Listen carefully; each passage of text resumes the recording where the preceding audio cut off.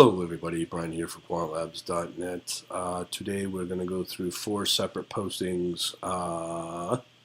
Just so you know, if you're listening to the podcast, the audio version of this, there is always a corresponding video of this as well on the YouTube channel Quant Labs. Okay, so know that.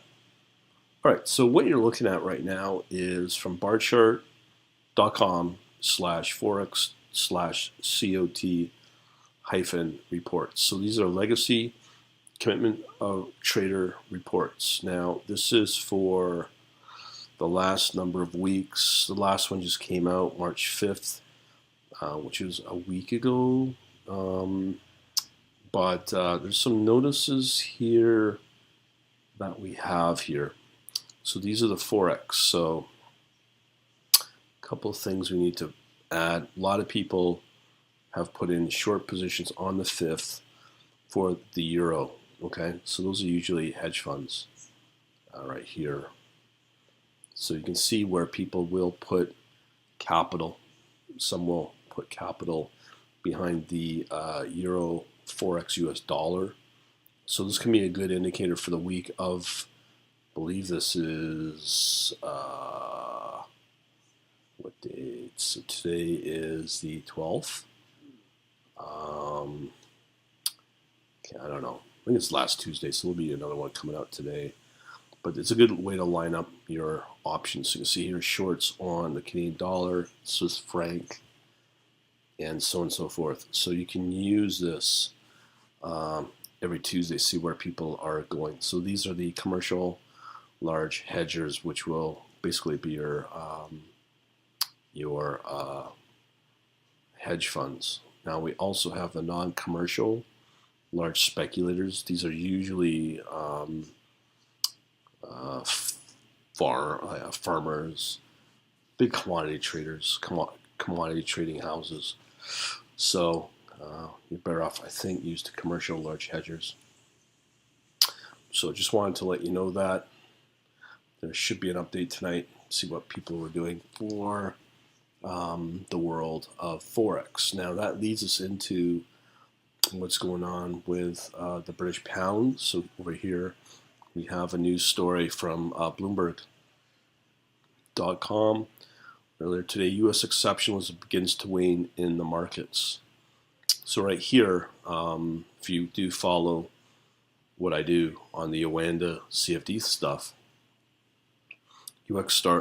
stocks are starting to lag behind the rest of the world after outperforming.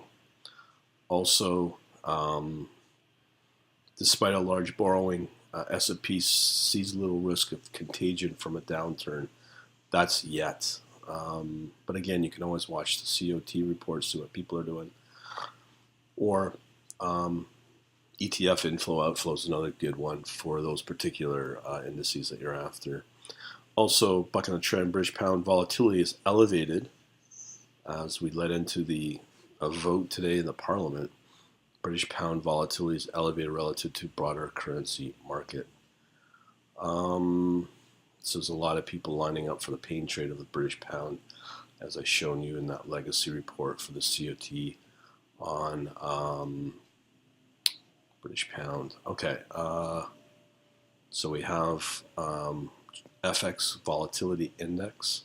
Yeah, so comparatively here you can see it's at 13.5 for the British pound volatility versus the global index of 7.3. X-Trackers harvest CSI.